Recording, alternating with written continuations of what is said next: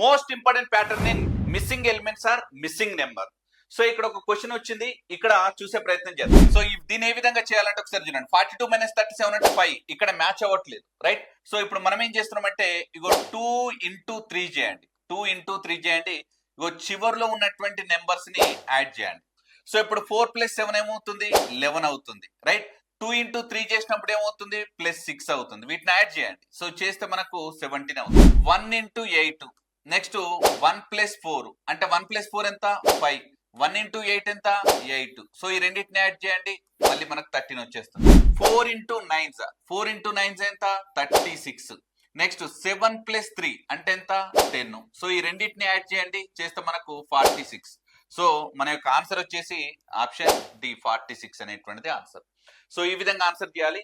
Similar గా ఈ question యొక్క ఆన్సర్ కింద కామెంట్ సెక్షన్ లో తెలియజేయండి. For more interesting